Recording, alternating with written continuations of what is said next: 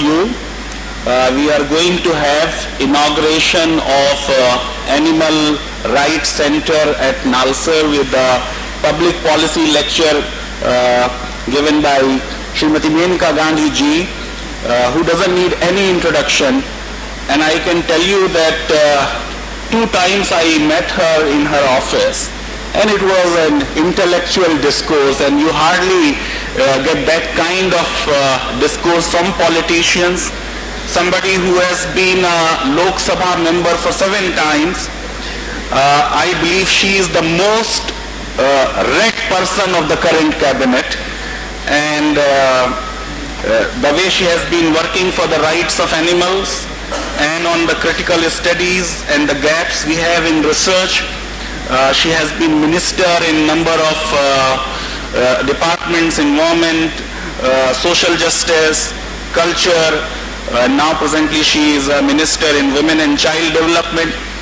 So in my first meeting, I saw she talking to 3 people who were calling her about some well in Pilibhit.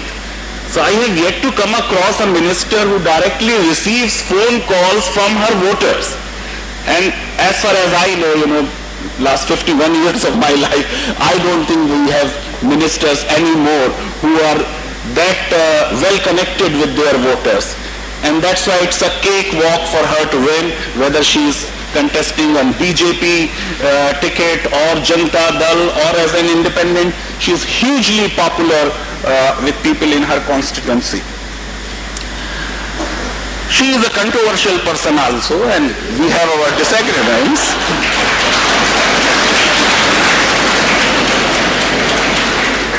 So when I returned from US, I said, I totally disagree with your statement on marital rape. And then she had to tell me.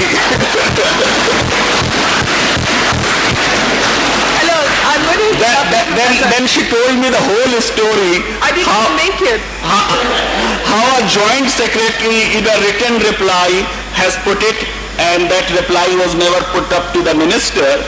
And then there was a very explicit rebuttal. Of course, what she said about suicide by men, we don't agree with her. And what she said... Professor, I want to show you this one. I actually have an open session every few months with anybody who wants to email me through the Facebook, and I sit there and reply myself. So while I was now what's happened is that Facebook interaction has been taken over mainly by men who complain, and very few women write in, but a lot of men write in saying that that my wife is under 498A. So 498 unfortunately is not under me, but all the problems come to me, and unfortunately it is being misused to a certain extent. So I got that. So one man actually wrote to me and he said, do you know how many people have committed suicide because of gynecological reasons? Now I should have kept quiet, but I replied saying, no, I don't know anybody who's committed suicide because of gynecological reasons. And that was then taken out, and they cut out because of gynecological reasons, and just wrote, the PTI person said, Menka Gandhi doesn't know anybody who committed suicide. So you are so important. When you say something or when you don't say it, gets so widely reported. And in a law school, I think you can't do law if you have not read Menka Gandhi case, and in the privacy judgment yet again Supreme Court has reiterated what was said in Menka Gandhi, and she is a civil libertarian. She is also from JNU, by the way, even though in the current government. So someone who is so sound in her subject, and someone who is so committed to the cause of animals and to the cause of civil liberties, I believe that she deserves our appreciation, and we are privileged, madam, that you have found time for us, and we are looking forward that this center will work under your direct patronage and mentoring, and there will be some very good researches on critical studies on animal rights coming out of NALSAR, and NALSAR will now be the center of debates on this issue. With these few words, I don't want to stand between you and such an eminent speaker. Kindly join me in giving a very big hand to Mrs. Menka Gandhi.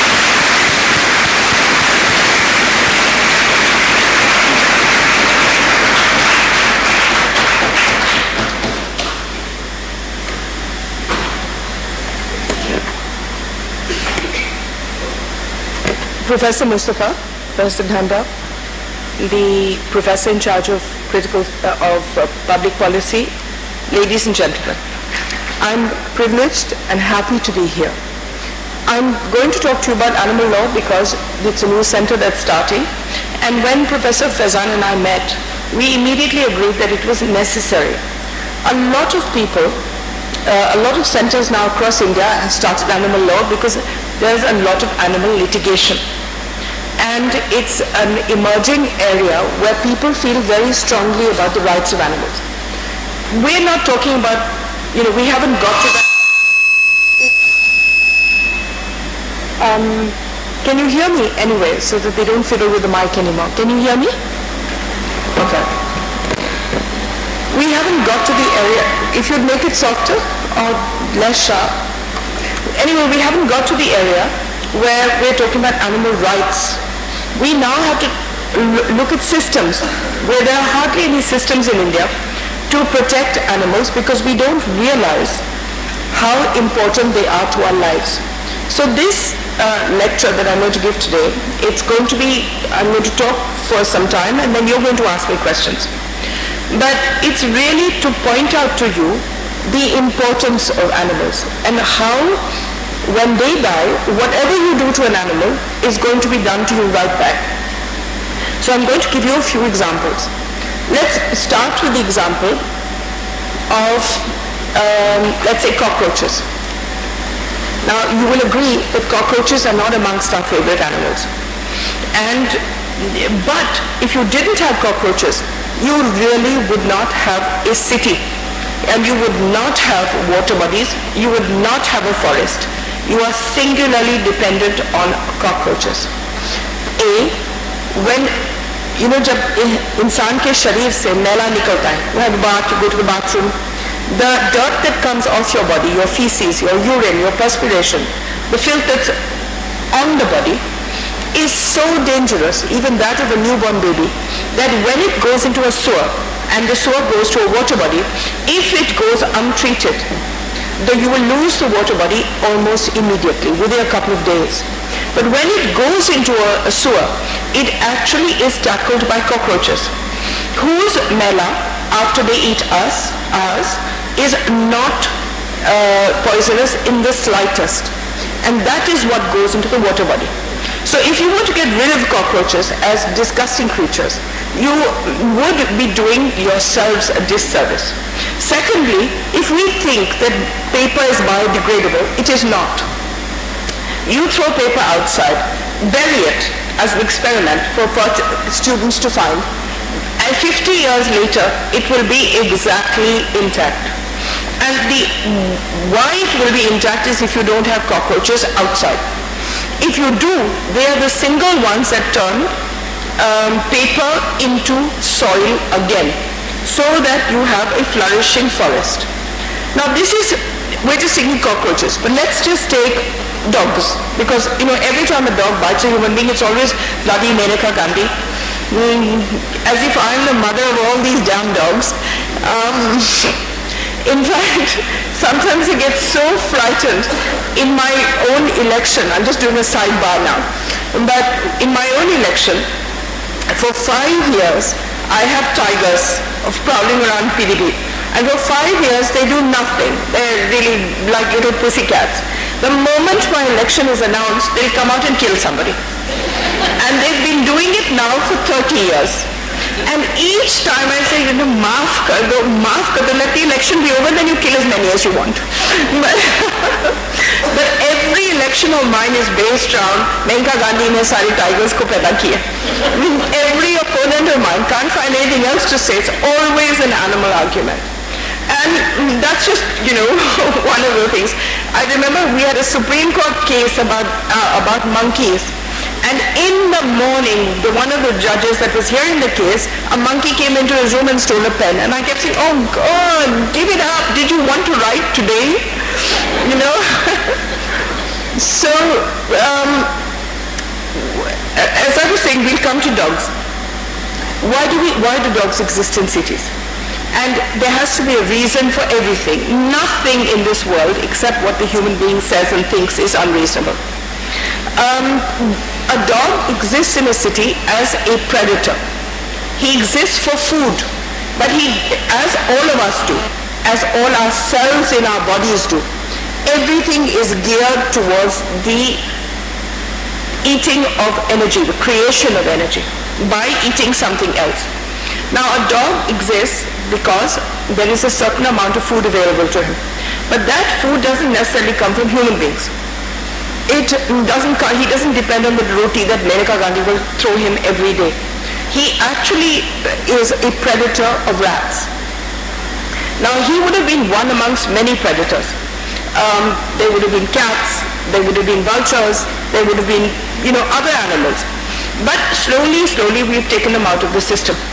So there are dogs left. Now, when rats exist, 2 rats make 33,000 in 1 year. And they're not scared of human beings in the slightest. Now, who are they scared of? They exist. It's not that they're not breeding, but they exist in an entire ecosystem under the ground. And they don't come out of that ground because there's predators waiting for them, which are non-human.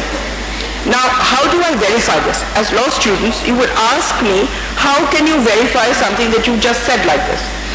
Let us take the case much before any of you were born, but Professor Faizan and I were here, of Surat. In Surat, there was a very famous municipal commissioner who everybody knows the name of, Rao, because, because he almost destroyed India. He went to Surat and he declared that he was going to clean it up in a couple of weeks. And everybody was so excited. And I was the only one at that point who said, oh my God, oh my God, oh my God. Because the first thing when a commissioner announces that he's going to clean up a city, he normally means he's going to get rid of the beggars and he's going to kill the dogs. That's all it basically starts with, and sometimes it ends with that. So he did. He was very efficient. He killed all the dogs in about 2 months. They were all dead, every single one. Fine.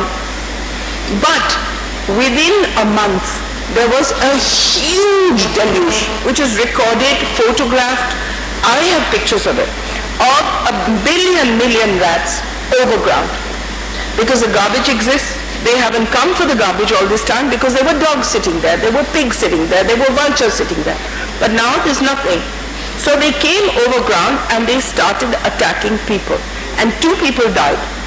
And the rest of them, I think 9 people got plague. And then we all got so frightened that everybody was wearing those ridiculous masks which mean nothing. The foreign aid we got that year was for antibiotics for plague. Tourists stopped coming to India. It was a 2-year problem caused by one man destroying a predator in a city. And that is why dogs exist. So we need to deal with that situation.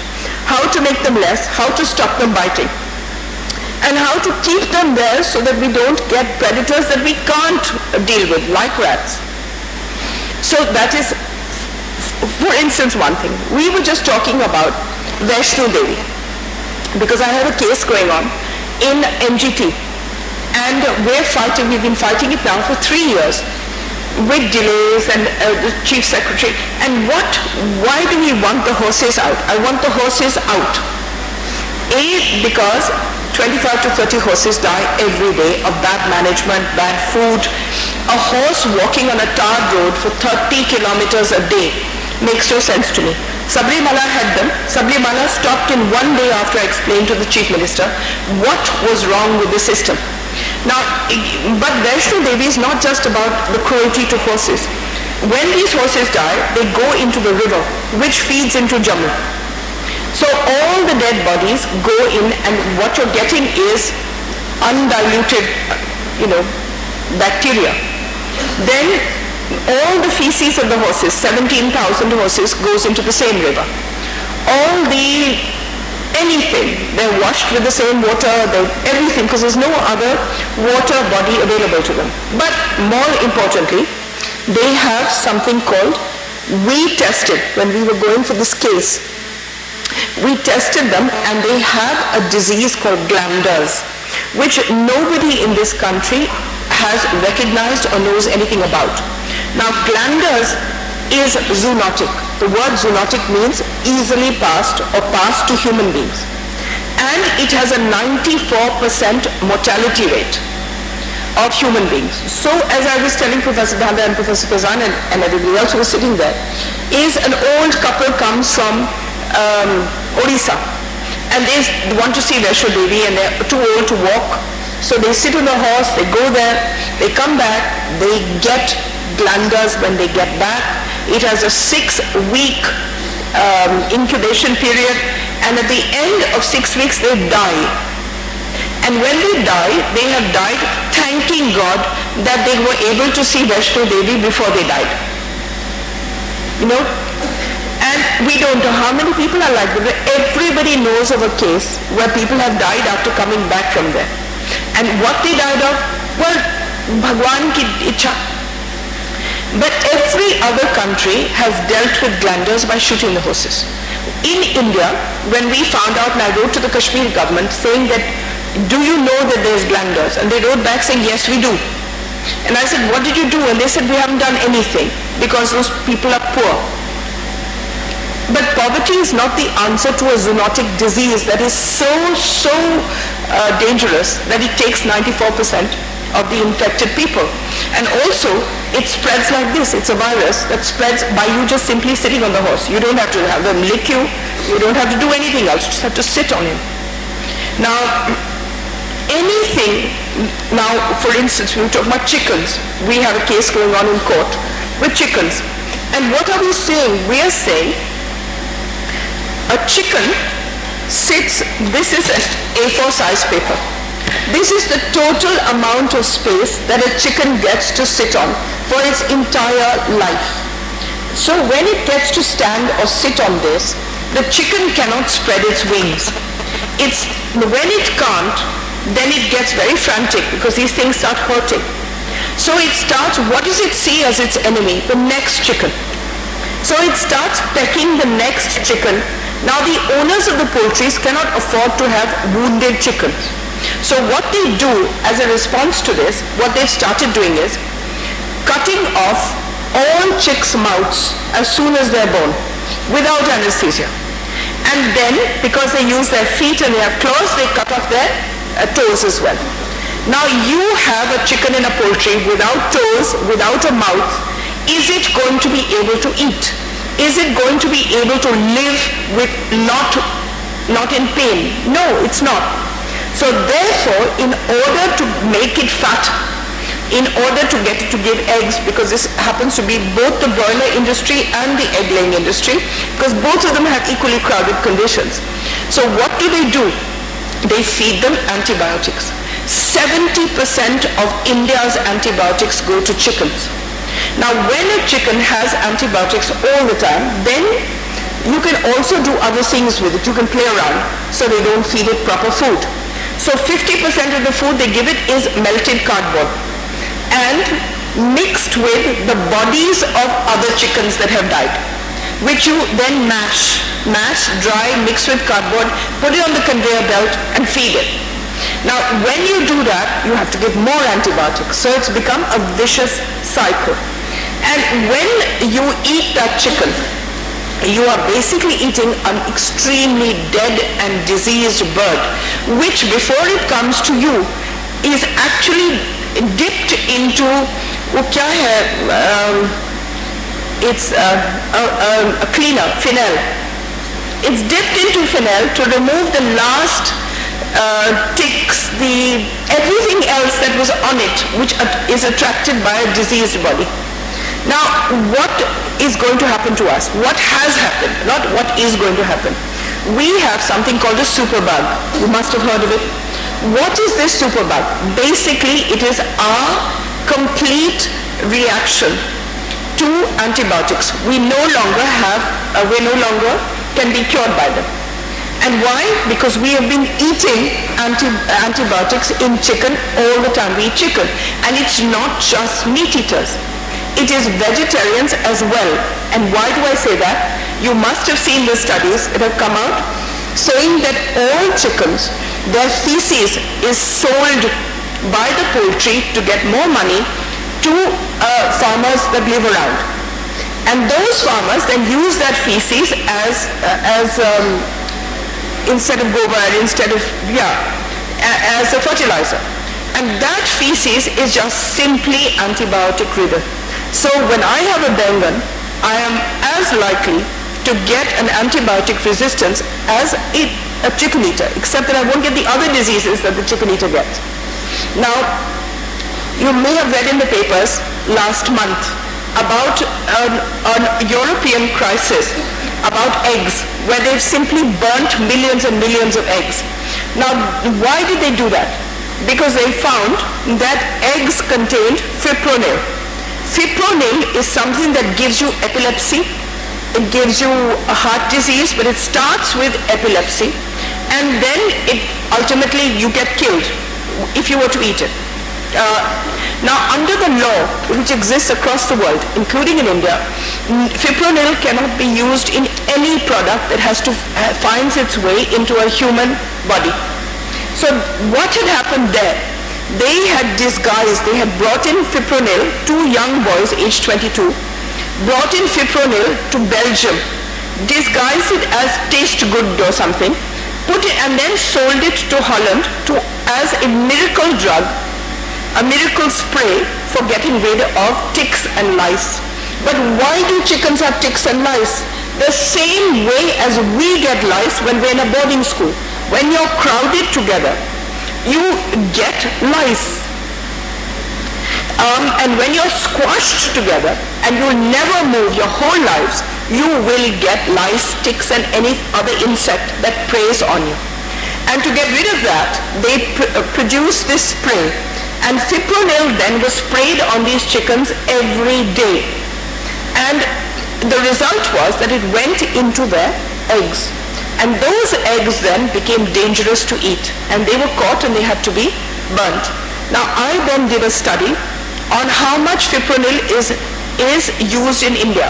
And if you have a computer in front of you, you just write fipronil in India, you will come across over 1,000 companies selling it to the egg industry, to the poultry industry, and to the cow industry for milk. Which means we are getting it every day. But nobody has done studies on it. So whenever we talk about animals and animal cruelty, what are we asking for? The case that we have in Supreme Court for chickens, we are simply saying, give them more space.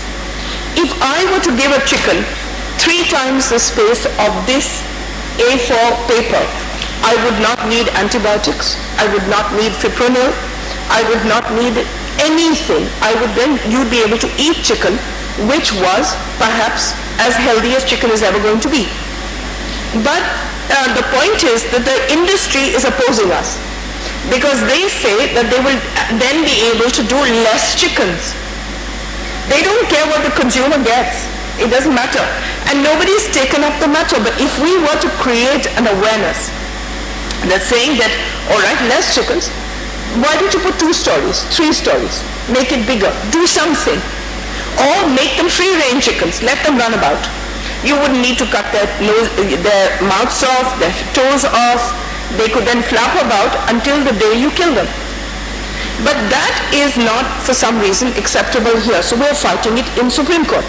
Simply on this basis that it's cruelty to them. Anything that is cruel to them is cruel to us. For instance, you take studies that have been done in jails. Not one, but hundreds of studies have been done saying that people who go to jail for violent crimes, rape, murder, arson, what we call heinous crimes, every single one of them started their career on animals. And at that point, it was found cute. अरे देखो वो कुत्ता मार करके आ गया. Oh, my beta is such a shade, he just pulled a cat to pieces. You know, playing archery on small animals. Every one of them, every one of the serial killers identified in America were interviewed extensively. The only common thread they had was that they had grown up killing animals and never been pulled up. Then you look at another study, and all these studies are available on the net. You look at another study, a very interesting study that I've written about many times, which says, in America, which are the most dangerous places to live? Where is the most crime? Now the question is, every city has its share of crime. Every city has places where there's less crime, more crime. But which are actually across the board the most dangerous places in America to live? And they're saying places that are directly around, within a 1 kilometer distance of slaughterhouses. And that is such an interesting finding. And why? Because a man who works in a slaughterhouse and is completely desensitized by the killing of animals the whole day. In fact, if you look at YouTube, there are hundreds and hundreds of films made in which men are using live chickens as footballs and abusing animals while they kill them, repeatedly stabbing pigs, saying, because he's had a fight with his wife, so he comes and he does something to a pig before killing it. So the point is, that man who goes back is more likely to beat his wife, mug somebody, murder, rape, arson, heinous, because he's completely desensitized. Do we want that kind of thing happening in society? Perhaps not. But anything you do to an animal, I keep saying this, first you eat the animal, then it eats you. We have created situations in which we have created a society that hurts ourselves. And that is the reason why I do animal work. It's not to cuddle the animal, or because the animal is so beautiful, or because things are, it's because every time we create a tiger sanctuary, we create that much more safe oxygen for a few years until politicians start denotifying it to make slum colonies. Every time, do you know how much land is actually kept aside for animals in this country? Give me a ballpark figure. Anybody? 2%. 2%. Are we going to be able to protect elephants, tigers, insects? The Western Ghats technically should have been kept aside, because every day we discover wondrous, amazing animals there. But it isn't. If you go to the Western Ghats, it's savagely under attack. And every day there are reasons for people to intrude and make more houses, more hotels, more tourism areas. But we're losing huge numbers. Let me give you my most favorite example of what happens to a society when you lose one animal. And then you can give me the name of any animal, any, and I will show you what happened to us when it went. Let's start, before I get to my story, let's start, for instance, with snakes. We got rid of snakes, more or less. We keep killing them, we keep getting rid of them, we make situations hostile to them. But what has happened as a result? As a result, we have lost and are losing 1/4 of all the food that is bought by government to feed poor people. All our silos are full of rats, all of them. And the snake is the main predator of rats. When you have in the silos so many rats, two things have happened. A, you lose 1/4 of your rice, wheat, dal, whatever you're taking. And the second thing is that there is a law in Parliament which says that your food can have 5% of rat feces in it and you cannot sue the government. Think about it. Think about it. So, but if we, and hundreds of people have pointed out that leave snakes within the silos. Let them go in. They will clean it up for you. You can't do it with chemicals, you can't do it with rat traps, it just doesn't work. They are getting so much food already, why would they go into a trap to get more food? So, but we've got rid of the snakes. So what have we done to ourselves? We are now eating rat feces because we got rid of a species. Let us look at vultures. Nobody cried when the vultures went. There are 16 vultures left, and so far we have spent 8 crores trying to make a 17th out of these 16. Without any, the other day there was headlines in the Tribune, vulture has egg. You're right, thank you. You know? But why did the vultures disappear? Why did the vultures disappear? Because you use bhais and cows so badly that they are in pain all the time. And instead of letting them rest, 33% of all animals that have a yoke on their neck suffer from neck cancer. We don't care. The person who owns them just says, do a little more, do a little more, do a little more, otherwise I'll go broke. Now, in order to get them to work, in spite of the diseases and the bad food and the overworking, we use a painkiller called, very good, diclofenac. And that diclofenac goes into the meat. When an animal dies in a village, the vultures were the ones that cleaned it up. When vultures eat meat once, twice, thrice, very few times, then what would happen to them? The vultures would then lose the ability. Their eggshells would get thin. When they sat on their eggs would fold up. They themselves would get a disease in which their necks started drooping, and ultimately they would become sterile. And that is what happened. And we kept telling the government, if you make laws in which the cow and the buffalo are treated better, you will not lose the vultures. That is the connections that the world makes. But we didn't. We didn't treat them better. We continue to use diclofenac on them. It is still available today, and the vultures have gone. When the vultures went, what happened to us? The villagers have got much, much sicker. Because now when an animal dies, it just lies there. And the blue flies come, the bottle flies come, the green flies come, and then they spread to all the vegetables, they spread to the milk, they spread everywhere, and you then start getting horrible other things. Ultimately, the pradhan of the village needs to get rid of this rotting, sinking carcass that a vulture would have cleaned up. So what does he do? He throws it into the single water body of the village. So now you're in even deeper trouble. And that is what's happening all over. Who lost their jobs? Hundreds and hundreds of people who were small-time leather manufacturers who just needed the cleaning, used to clean the skins, they used to use vultures to clean them. Now they use chemicals, or they don't work at all. So they harm themselves using those chemicals, because leather cleaning chemicals are the worst chemicals in the world. You can get eczema straight off. So they left their jobs. Why? Because a vulture died. Now we come to the main story.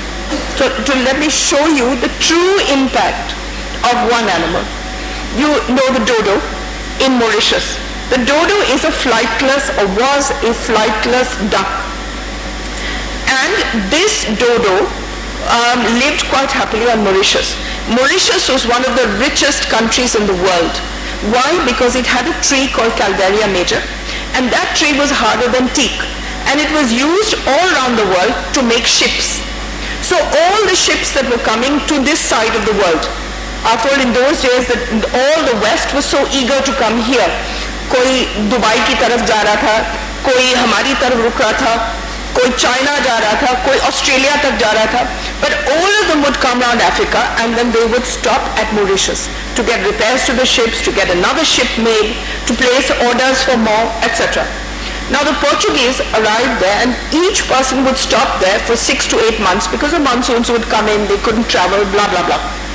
So when they came there, they stopped, and during that time they wanted to eat meat. Now that island, most islands don't have rats, they don't have dogs, they don't have anything on them, because that's usually brought in by ships. In fact, we've infested most of the world with pigs, rats, dogs, cats, because they were brought in by ships. So the sailors, when they stayed there, ate the dodo. And one fine day, the dodo simply disappeared. There weren't any left. When the dodo disappeared, nobody gave a damn. The Mauritians said, okay, so चिड़िया चली गई तो okay, और आ जाएगी. But within a year or 2 years, they found that the Calvaria major tree had also gone.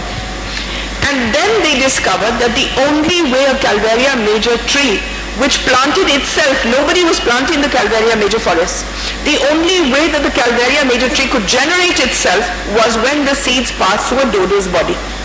For 400 years, Mauritius has been taking birds from us, from everywhere in the world. These have been scientific studies testing these remaining Calvaria major seeds through other birds, saying कि भाई कमक्तो कोई तो दे दे, let one of these damn things germinate the seed. Not happening.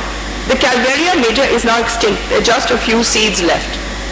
Now, so they lost their tree. When they lost their tree, they lost their entire revenue. Entire. No ships stopped there anymore. Nothing was being bought from them. They had nothing else to offer. I mean, what were they going to offer? Sandwiches? To passing sailors? What were they going to offer? They had nothing. So now they got panicky. And they were not really workers. What did you do? You went and cut a tree occasionally and sold it and lived for the next 1 year on it, because these were expensive trees. So they decided that they would put sugarcane. So they decided to flood their island with sugarcane plantations. So they came to India, they picked up sugarcane seeds, but ab kaun is par kaam kare bhai? They were not used to working. So they went to Bihar and they picked up labor along with the sugarcane and brought them to Mauritius to work on the sugarcane plantations. Now the Bihari culture is a very aggressive culture. So within 20 years, their French had become Bihari. Sir Harold Walters had become Hari Ram Bharan. And this is true. I mean, I met Sir Hari Ram Bharan, and he was calling himself Harold Walters at one point. The Prime Minister of Mauritius is inevitably from Bihar. And when he comes here, he's my motherland, and he goes off to his village, which is still in the same state as when he left it 400 years ago. The point is that they changed their language. They no longer speak Creole or French. They speak some kind of weird combination of Bihari, Bihari, Bhojpuri, some, gichar-pichar combination of language. So they changed their language, their culture. They changed their genetics, they changed their economics, they changed what they eat. Every single thing changed because one bird died. And that's why it's important to study what impact animals have on us. Animal welfare is not about dogs and cats and kuchikuing them. It's about the woman called Pamela Malhotra, who took 100 acres, barren acres of land, and planted trees on it for 8 years, and suddenly it's got so many rare things in it, including tigers. That's so amazing. It's really about understanding what you do to animals will happen to you. For instance, I was talking to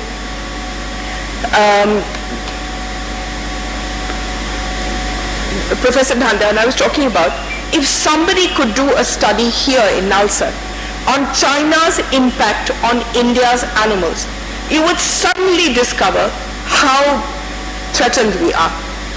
From pangolins to beetles, everything of ours is being picked up and sent to China. Your tiger has completely disappeared. At 1800 tigers in India, it is on artificial, kya bolte hain? What you do in hospitals? Life support. The moment we take our hands off it, it's gone. So, and who kills the tiger? Not the Chinese, they don't come here. It is Indians who kill the tiger. But who kills the tiger? Who kills the tiger? And I'm going to tell you an odd story behind this.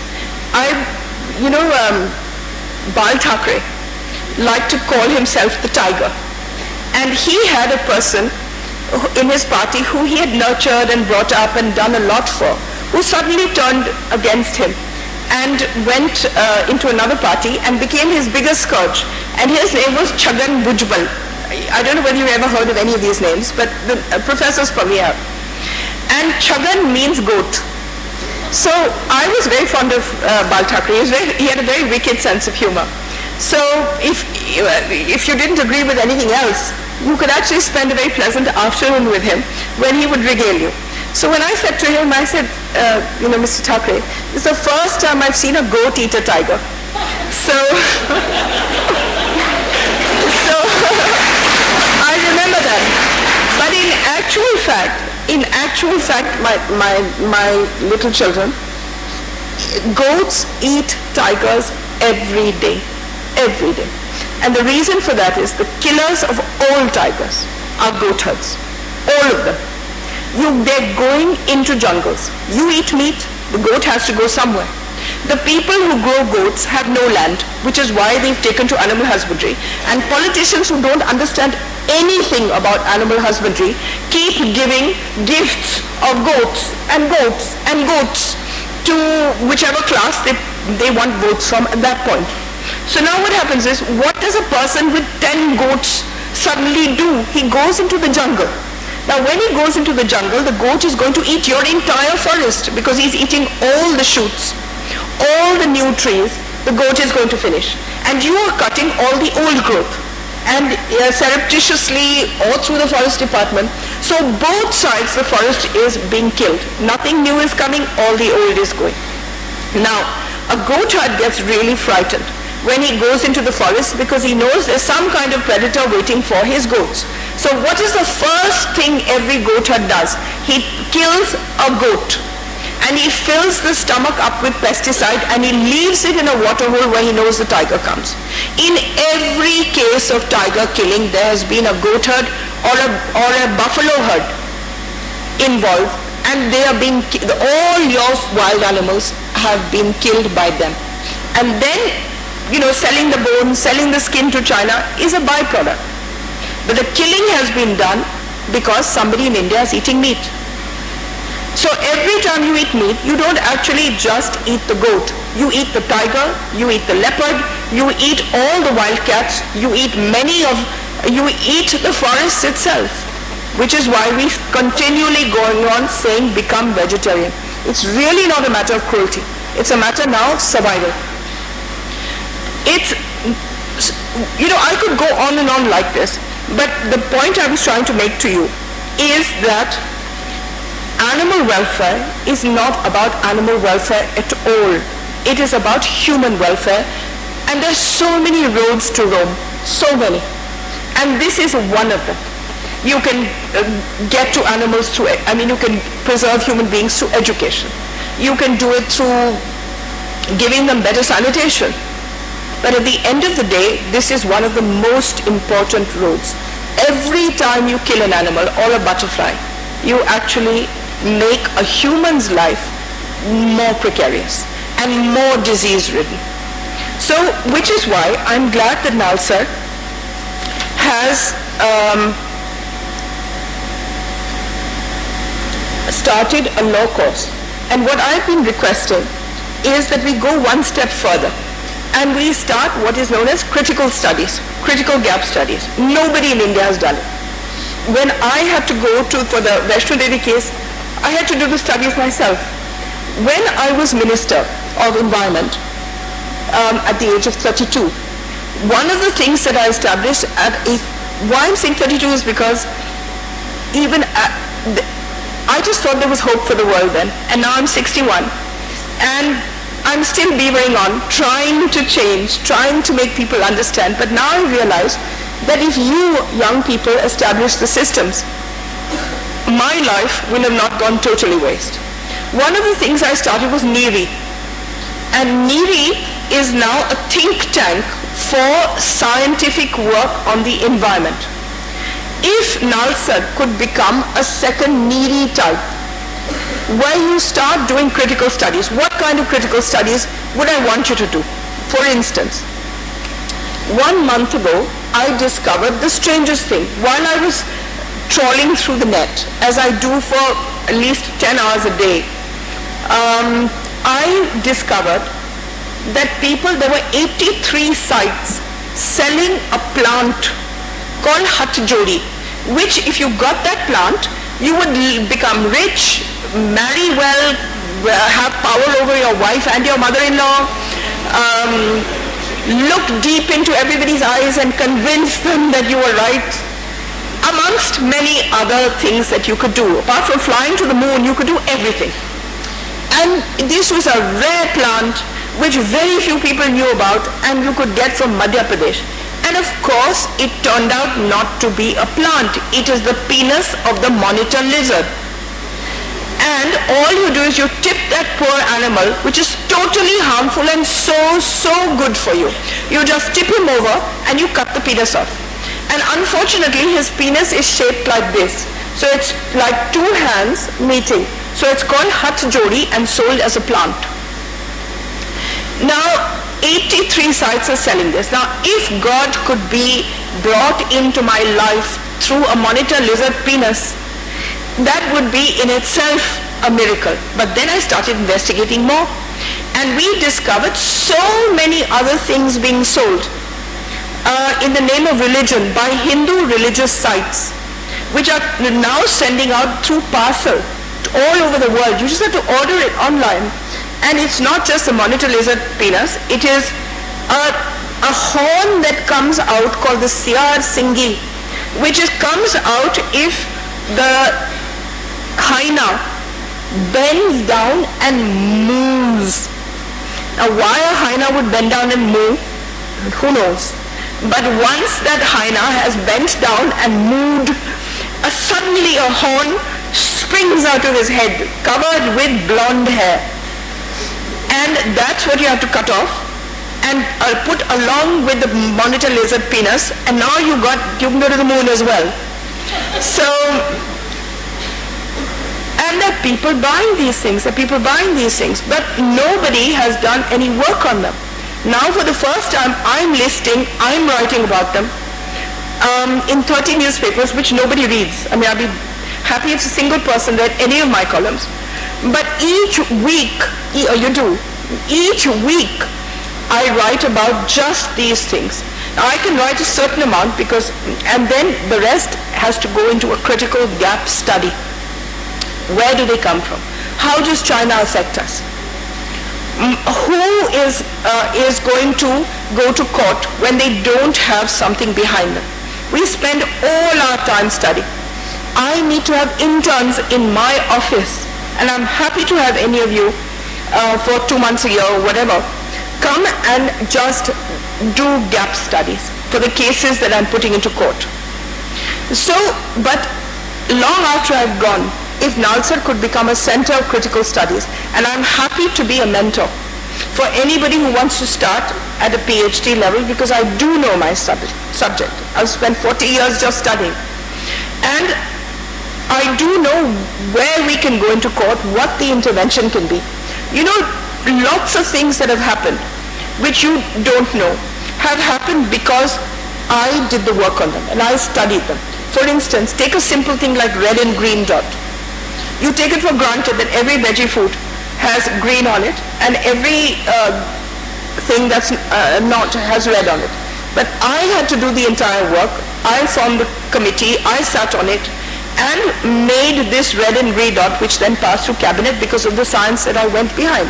And the science was not on animals at all. It was on how people cheat when they're selling products. For instance, Chavan Prash had a huge amount of meat in it, and yet it was being sold as a veggie product. You have your Kellogg's wheat flakes have all got beef in them. Stuff like that we had to dig out, and that in itself was studying. Read it. We have a letter from Kellogg's saying, yes, we would be happy to change beef for meat, but at the moment we can't, we've still got beef in it. So I have the letter dated this year's January. Okay, so that's one point. I'm now in court trying to get the red and green dot into household items like shampoo, soap, 90% of your soaps are just beef tallow. Your shampoos, huge amounts of meat in them. It depends. Do you want to spray yourself with meat? Perhaps not, even if you eat it. Do you believe that your acne can be cured by smearing beef tallow on it? Perhaps not. So you should have informed choice.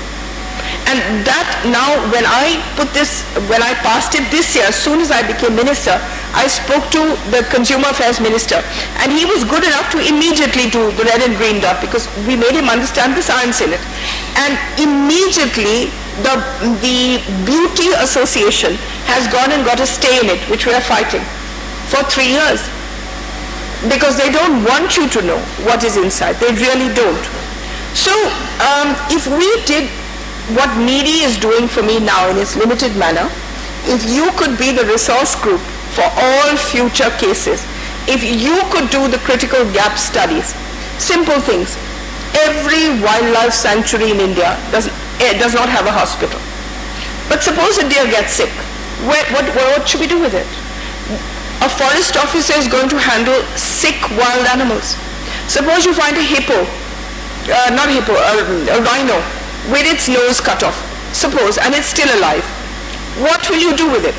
How will we save it? We have so many elephants that are killed by trains, but we have no studies on what the impact has been on India to have 300 elephants killed every year by trains, and how just simply going 15 kilometers slower in a particular designated track, we could save all of them. These are the kind of things when I talk about critical gap studies. This is what I mean. We were exporting shark fin 4 lakh tons to China every year until 2 years ago when I had it stopped. And with no money coming to India, none. It was, how do they kill the sharks? You go out, you pick up the shark in a net, and then because you have no space to keep the shark, and because nobody eats shark meat because it's so dense and so hard to eat, you just simply cut the fins off and throw it back live into the water, where it is then killed through drowning because it can't flap its fins anymore, and also because the blood attracts many other predators. Now when you do that, in effect you are removing the single key species of the waters. The shark eats fish, but it eats diseased fish. It eats fish that would have otherwise contaminated the water so that you couldn't eat fish. So it has been doing your job, and now you've killed the predator. And for what? It has no protein. It has no carbohydrate. It has no minerals. It has nothing in it. It is eaten by Chinese as a status symbol to show that they are richer than somebody else. So we stopped it, and now the sharks may come back in 10 years, they may not. Let me give you the last one, camels. In the last 10 years, Eid, which has a constitutional liberty to kill bakris, goats, but there is no other permission given anywhere, in any law, in the constitution, anywhere else, for it to kill any other animal. Now suddenly the Muslims have divided themselves into ranges of affluence. So poor people kill the goat, middle class and upper middle class people kill camels or kill cows, and the rich kill camels. Now, this, if it's not stopped, can go anywhere. This year in Dubai, on Eid day, they killed giraffes and zebras, which they imported from Africa. What sanctity does this have in religion? We don't know. But what has it done to the camel? We have less than 20,000 camels left in India, of which one particular amazing species, which is the swimming camel, there are only 3,000 left. Now, then you're going to say, okay, so what? I mean, people can drive cars. The camel as a means of communication is over in any case. So what should we do? The camel's gone, it's gone. As in Punjabi, sada ki hai. But what has happened is a very, very dangerous thing.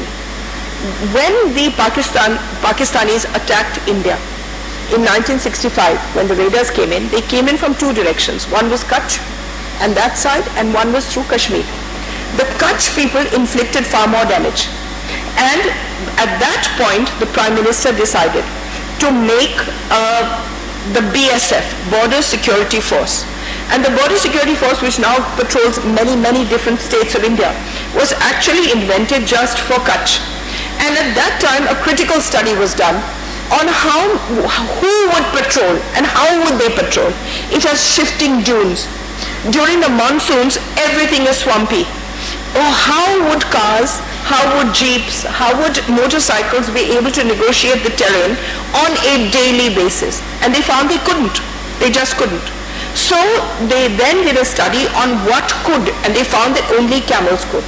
So they listed how many camels they needed, which were 1,242. That is the minimum they need for the border, and this density exists till today. Now they need those camels not only for the border, but they need an equivalent number or a certain amount, perhaps less, to supply them gas for the cooking, to bring them in and out, because cars simply don't work in those shifting dunes. Now the BSF has written to the Home Ministry saying, hello, the border is completely open because we have no camels. We have just got 400 camels left, because they don't take them as babies, they take them as 2-year-olds. And after that they start training them. But there's nobody willing to give them camels because they've sold them all for slaughter. And it's just being slaughtered for Eid, and 90% of them go to Bangladesh. But they travel unhampered by the police. In fact, they pay 3,000 rupees to police people per truck. And they go from Rajasthan all the way up to Bangladesh. And we haven't got any. So we have an open border. We are completely vulnerable at a site which uses this border not to infiltrate army and to have clashes there, but to bring in drugs, to bring in other things that weaken India on a daily basis. And we're not doing it before because we had a vigilant BSF. Now the BSF is flat-footed, going pedal, sinking into the sand, and it just reduced the number of people that are there. So when you get rid of a species, you make yourself vulnerable in every form, ecologically, health-wise, defense-wise, every which way. Anyway, I've now said what I had to say. I hope you will take up critical studies. Even if somebody did a paper on camels and our defense preparedness, it would be fantastic. The defense ministry would have to listen. Things like that. Okay, now if anybody wants to ask me questions, they can. Thank you for this opportunity.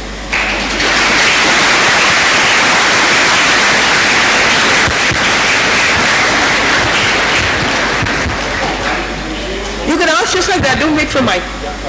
My name is Satyakiran, I'm a professor of management department. Thank you very much. Thank you very much for a very articulate presentation, madam. It only shows the depth of knowledge that you have. Just last evening I was in a WWF conference in Hyderabad, and there was a discussion about how the tsunami of 2004 disturbed the biodiversity of Andaman Nicobar Islands. The discussion about economics versus ecology, commerce versus conservation has been happening for a very, very long time.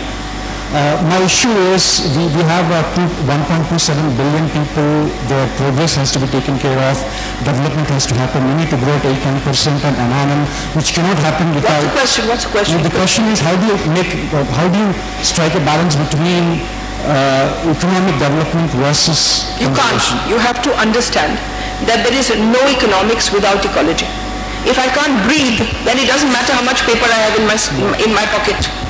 As long as we talk this nonsense, as long as we talk this nonsense about balance, we will never have it. You're never going to have it. You have to now understand that you first have to live. What is development? Living in slums? Having destroyed a village because you threw all the dead animals into the water. So then you migrated to a city, and then now you live like nobody should be allowed to live. And you live and you call that development. What do you have to do? You have to reduce yourselves. We are like a fungus. We have to understand things that are important to us. Do you know in that tsunami, listen to me, there was only one, I forget the name of the village, but then we went there and we checked it out. There was only one village that was saved. And the only village that was saved was that which had mangroves still in front of it. They had not done this nonsense about ecology versus economy. The others had cut the mangroves because then the mangroves were getting in the way of making docks and going for fishing and adlam padlam. And this village had just left its mangrove thing there.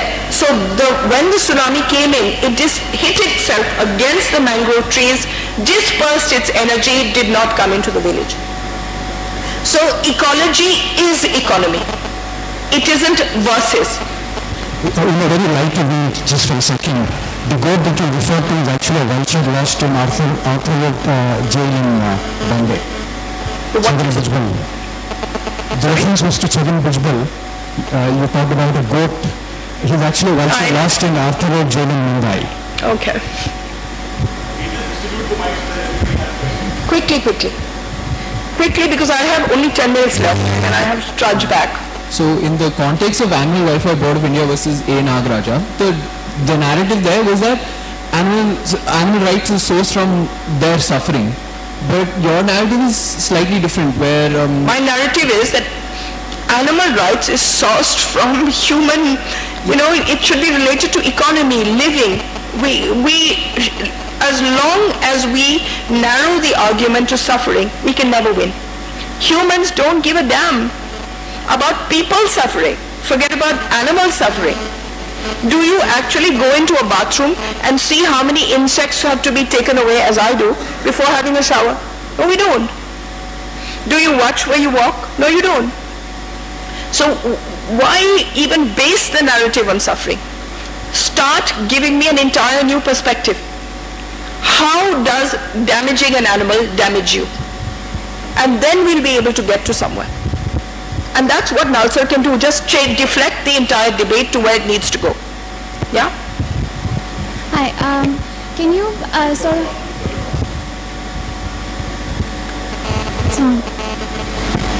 I think how does one create a balance between farm animal protection and their impact on the environment? It's probably the most important question of the 21st century.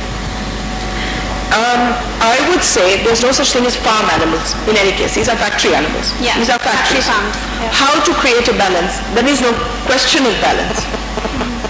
For instance, the entire forest of Brazil is being cut down Because to of- create more cows for more meat eating. The single reason why there is global warming is not carbon dioxide. We have managed to, and I know, look at me like that. It's not carbon dioxide. It's methane. Believe you me, carbon dioxide is almost at the same level that it was 100 years ago. What has happened is methane. Methane is the single biggest killer in the world. It is 24 times more potent than 24 times more potent than carbon dioxide, and it has increased phenomenally. And how does methane come? Through coal, through animals, the animal, what do you call it? Digestive processes of Digestive processes, and rice. Which countries do all three? China, India, Brazil, countries like that.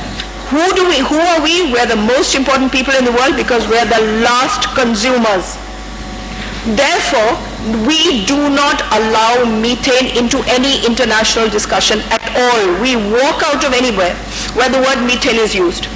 Now, let me tell you the difference. If we cannot stop using rice because we're rice eaters. We're trying to make the changeover from coal. Sometimes we try, sometimes we don't. But unless we get into alternative forms of energy, we're dependent on coal. But we have the largest number of animals in the world, factory farms. or whether they go into jungles. The point is, you now have a choice. Eat meat and die, and everybody else dies with you. Because the methane produced by animals is so much.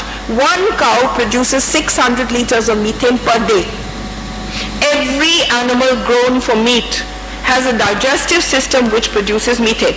Now the good thing is, let me tell you, if we stop carbon dioxide today, how do we stop it? We'll have to kill every human being because we emit carbon dioxide. We'll have to stop building everything. We have to stop in our tracks everything. Were we to stop doing every single thing today, carbon dioxide would only reduce in 120 years. So you would still have greenhouse gases continuing at the pace they were going. But were we to stop the creation of methane, which is the actual killer, and I'd say nothing that you cannot look up, were we to stop methane today by reducing meat-growing animals, we would, within 4 years, methane disappears from the atmosphere. So therefore, your global warming would stop dead in its tracks. But first we have to admit it into debate. But countries like ours will not allow it. We won't. We'll sign all the requisite greenhouse gas, global warming, blah, blah, blah. We'll do all that. And we'll come back and we'll just grow the same number of animals. Not only are we growing them for our consumption, but we are the largest exporter of meat in the world today. We are feeding the entire Middle East. We're feeding all the countries from Jordan onwards. Why? For what reason? And then, so there's no way that we can, that's my long answer to you. Because there's no specific answer, there's no balance. My question was that it's such a conflicting thing where... Beta, there's no balance at all. There's no balance anymore because we're in the middle of a global warming crisis. No, but we have 70 billion animals that are farmed and they need protection. Like you said that they need... They don't, they need to be reduced. And they can only be reduced by our stopping eating them. If we stop eating them, each person eats 6 to 8 large animals a year because you eat a small amount, but it's been killed for you. Only when the need stops or the want stops will those animals decrease. None of those animals have increased because they were having sex and babies after that. They've all been artificially engineered to increase, to give us meat. And that's where we need to understand how the entire global warming thing is coming back to methane. Once you get your handle on methane, then everything falls into place. Then you know what to do. No, just ask and be done with it. Just 3 more questions and I'm done. Bolo.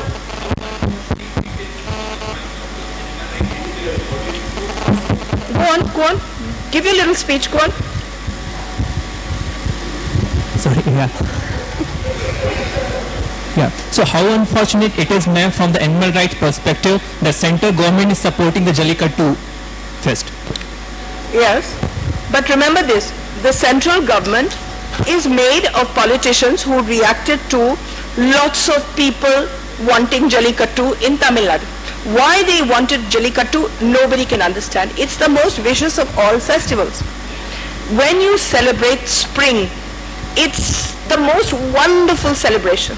Winter's over, the harvest is in, the fields are green, the flowers are coming up, I can breathe. It's the most amazing time.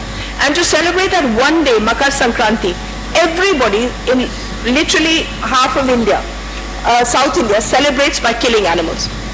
In Bangalore, we used to have a festival which we stopped. It's the first thing that people for animals did, where they used to catch foxes, parade them by beating them, beat them to death and then burn them on Makar Sankranti. So we stopped it and now nobody remembers. In Andhra, you have a festival where you take little lambs up a hill, you bite them so that you bite their lower jaws off like this and tear them off and then you throw them down the hill. In Tamil Nadu you have Jallikattu. But the point is you need to being informed people. How does taking a bull, they take a bull 2 weeks before and they put him into a small chamber of darkness. Don't feed it at all. The bull is completely frightened. It doesn't know what it's doing in this room. Then you enter and you start biting it. Strangely enough, you bite off pieces and then you put something into its anus and you put alcohol down its throat and you stab its eyes out. And then you open the door and let it out. And then 30, 40, 50 people decide to jump on it to break its horns off. That bull, if he survives, so many people get killed because the bull can't see, it's drunk alcohol, it's been bitten to death, its anus is hurting, and so it tries to shake people off and these young boys get killed. And the bull itself, if it survives, the next day it goes for slaughter. No bull survives Jallikattu. So people who say, we love our bulls and we treat them so well and that's why we need Jallikattu because otherwise the bulls will disappear. Each and every bull is killed. Ma'am, But it's for you to stop it, no? I mean, I can raise a voice. I banned Jallikattu. It was People for Animals case that banned it. So, I mean, nobody cried more than I did. Literally cried tears of blood when it restarted. But what to do? Now, Justice Deepak Mishra, who is sitting on the case, and he's a good, compassionate, good judge. But the point is he has to give a ruling. He has to give it, he can't keep writing reserved. The judgment is reserved. Ma'am, so my name Sorry, is Abhishek. Bolu. I'm from 5th year. What's the question? I have a question. So one of the arguments that comes from the people who are working in animal welfare and animal rights, that certain animals survive only because they have an economic value or they have a commercial value, and it's necessary that like in order to not What's the question, Bachcha? yeah, so I want to comment on this, like how do you respond to that, like in order to sustain the animal, they need to have We are the people who give animals economic value. For instance, do we need rabbit fur in this country? We don't. And yet people turn rabbit fur into dolls that you hang at windshields. Sometimes you will see it in front of cars. Or you make, will make rabbit collars, or they have these silly little white rabbit bags that they carry. Do you know how a rabbit fur is made? In China, they have these small rabbit farms, and there they take these poor little rabbits which they keep, and it's on the net, the film is on the net, have a look at it. They take them, they strap them down, and then they pull out the hair with their hands. And a rabbit which never speaks screams its head off, screams and screams and screams. And the man is abusing the rabbit and saying, shut up, and using filthy, dirty language about the rabbit's mother, father, and 7 generations. Until he's pulled out all the hair and the bleeding rabbit is put back into a cage, and this is done to it again in 4 days. We have given it economic value by buying that fur. You give anything economic value. Do you know that the shank is the most beautiful creature of all, the mollusk that lives in it? How do we use it? How do you get it? You get the shank from the ocean, and then you take knitting needles and you stab it inside till all the blood comes out, and it dies within its own house. And then you clean it up and you put it on a mandir and then blow it to attract God. It's as bad as that damn penis. But we have given it economic value. By giving it religious value, it's economic value. When I banned the shank, the Chief Minister of West Bengal said, Mrs. Gandhi, I am speaking to the CM and to the Prime Minister, and we're removing that ban because it comes from my constituency. And so they did. They removed the ban. I banned it, then they unbanned it. Now, when you don't have shanks, it's again a key species. You will lose many other things. So, just a second, Vijay. Just we decide what has economic value. If you decide that you will not wear leather and you will wear trainers instead, you will then change for the better almost immediately.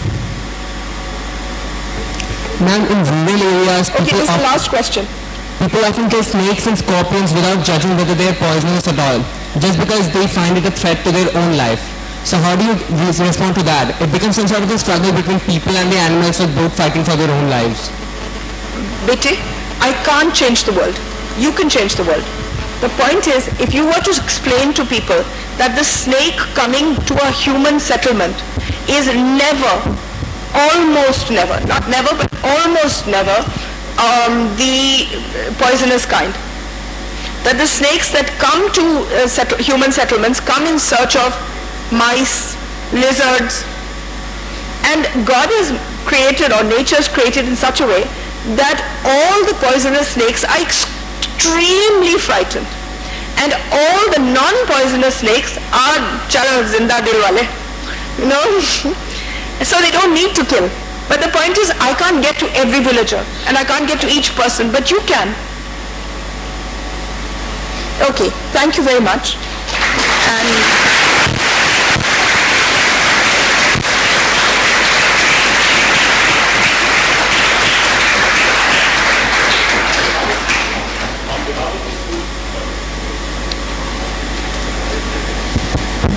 On behalf of the school, I thank Menaka Gandhi for taking out the time, visiting our campus, and giving us a very quick and concise overview of a lot of work that she has done over the last few decades.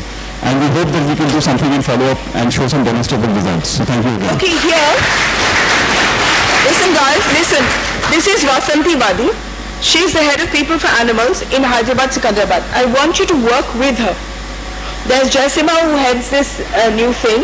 There's Amla Akineni. Amla's not here, and there's Lakshmi. Okay, this is Hira, who works as number 2 to Amla. And I'd like you to start, anybody who would like to be a volunteer.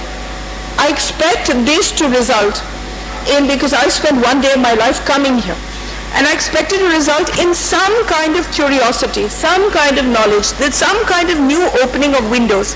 But I would also expect, if anybody's interested, to start working with People for Animals in the intellectual part of it, making the policy, doing the groundwork for things, because I've asked PFA to go to court now all the time. And we need your help for that. Here you are.